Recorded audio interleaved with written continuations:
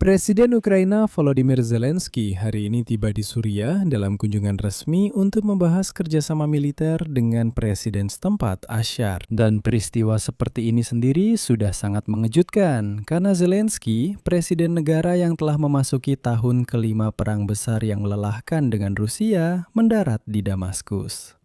Zelensky menginjakan kaki di tanah yang selama 53 tahun menjadi wilayah kekuasaan klan Assad dan selama 11 tahun terakhir menjadi kapal induk utama Vladimir Putin di Timur Tengah.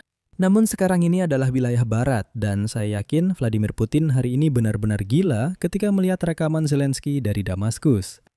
Tapi mari kita bahas, mengapa peristiwa ini adalah bukti pembongkaran akhir kekaisaran Rusia di Timur Tengah. Dan bagaimana Suriah di bawah Ahmad al-Bashar berubah dari musuh Ukraina menjadi mitra kunci Ukraina. Dan apa yang akan terjadi sekarang dengan sisa-sisa pangkalan Rusia di Tartus dan Khmeimim?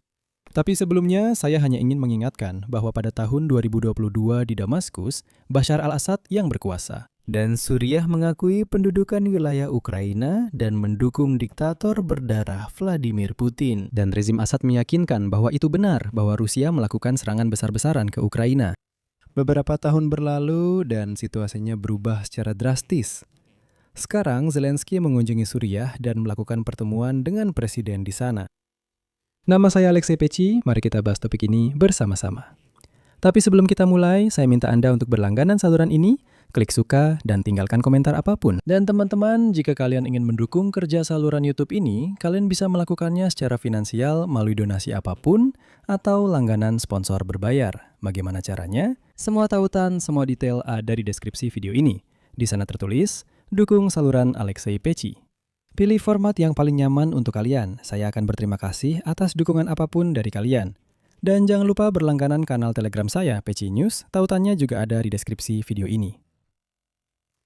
Jadi hari ini tanggal 5 April, Presiden Ukraina Volodymyr Zelensky saat kunjungannya ke Suriah bertemu dengan Presiden negara tersebut, Ahmed al-Bashar. Zelensky menekankan bahwa selama pertemuan, Ahmed dan dia membahas situasi di Timur Tengah dan perang Rusia melawan Ukraina. Berikut kutipan dari Zelensky. Kami sepakat untuk bekerja sama demi memberikan lebih banyak keamanan dan peluang pengembangan bagi masyarakat kita. Kami membahas situasi di kawasan dan prospek untuk memperbaikinya. Kami juga membahas keadaan perang Rusia melawan Ukraina. Saya berterima kasih atas dukungannya. Ada minat besar untuk bertukar pengalaman militer dan pengalaman di bidang keamanan. Kami juga membahas peran Ukraina sebagai pemasok produk pangan yang andal. Dan kami membahas peluang bersama untuk memperkuat ketahanan pangan di seluruh kawasan. Kami siap bekerja sama agar peluang negara dan rakyat kita semakin meningkat. Di sini perlu dicatat bahwa kunjungan Zelensky ke Damaskus bukanlah suatu kebetulan. Ini adalah akhir logis dari proses yang dimulai pada Desember 2024 ketika rezim Bashar Assad runtuh di bawah tekanan oposisi. Sementara Rusia dan Vladimir Putin terlalu sibuk mempertahankan garis depan di dekat Pokrovsk, Ukraina. Mari kita ingat konteksnya di sini. Pada tahun 2022, Bashar al-Assad adalah salah satu dari sedikit orang yang secara resmi mengakui apa yang disebut LDNR.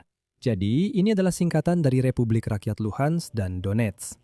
Ya, yang hanya ada dalam imajinasi orang Rusia.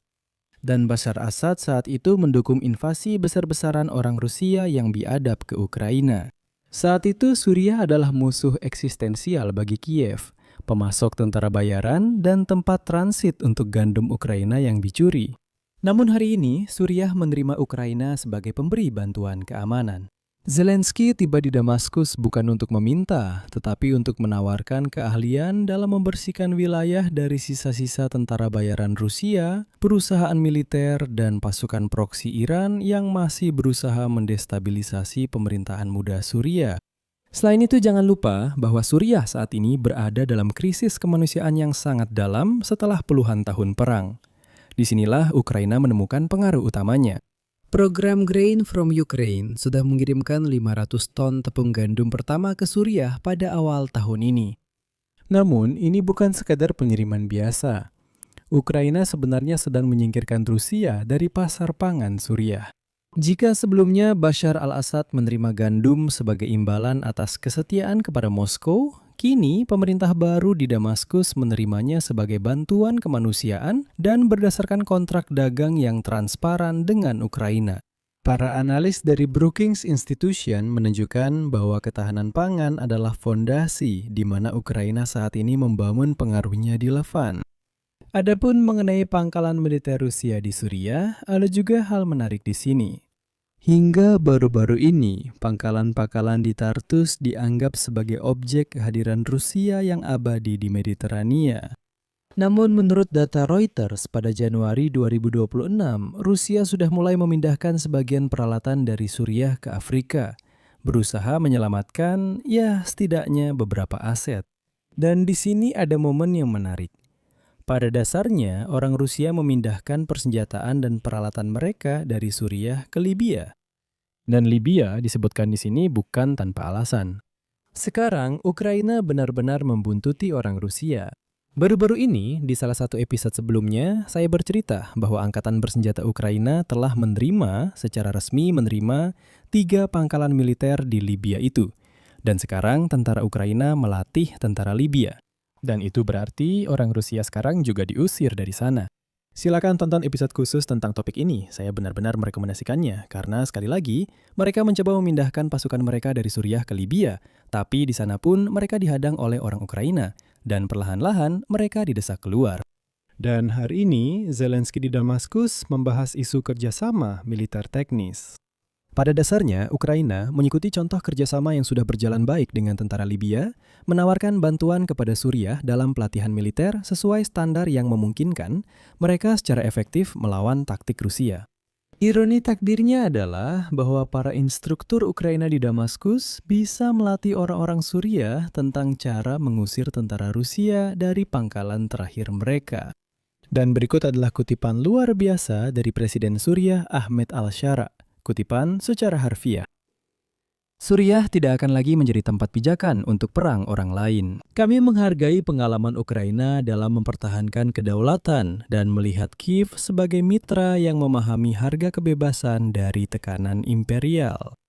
Nah, di sini ada satu lagi aspek menarik dari kerjasama.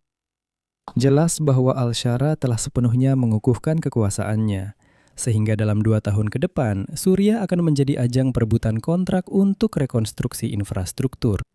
Dan Ukraina di sini berencana memainkan peran yang tidak kalah penting. Perusahaan konstruksi dan energi Ukraina yang telah mendapatkan pengalaman besar dalam rekonstruksi di bawah tembakan dapat menjadi kontraktor utama di Suriah. Lebih dari itu, proyek bersama untuk memulihkan kilang minyak Suriah yang sebelumnya dikendalikan oleh struktur Prigozhin atau oligarki Rusia lainnya dapat diluncurkan. Sekarang aset-aset ini telah dinasionalisasi, bukankah sudah waktunya untuk menatanya dan Ukraina bisa membantu? Menarik juga bahwa Ukraina bisa menjadi konsultan utama Suriah dalam hal reformasi badan-badan keamanan untuk selamanya memberantas pengaruh metode Partai Ba'ath dan pengaruh intelijen Rusia dari sana. Karena pengaruh itu masih tetap ada di sana. Dan saya yakin, orang-orang Rusia akan datang ke kolom komentar di bawah video ini dan menulis, apa sih yang bisa dibantu Ukraina? Ya, akuilah saja, terimalah kenyataan baru ini. Kalian bukan siapa-siapa lagi di Timur Tengah. Pengaruh kalian di sana sudah menjadi nol. Kalian hanyalah debu yang tertiup angin di padang pasir Arab ini. Ke arah sana, ke arah padang pasir Arab, tertiup ke Azerbaijan. Hanya seperti debu saja. Namun tentu saja kita tidak boleh melupakan faktor negara-negara Teluk Persia. Dan di sini saya ingin mencatat bahwa Uni Emirat Arab dan Arab Saudi yang saat ini sedang aktif berinvestasi di Suriah baru memandang Ukraina sebagai mitra ideal untuk proses ini. Kiev menyediakan keahlian militer dan pangan, sedangkan negara-negara Teluk menyediakan apa? Uang. Seperti yang Anda pahami, dalam skema ini tidak ada tempat untuk Rusia. Rusia yang mana? Bagaimana mungkin Rusia bisa muncul di sana?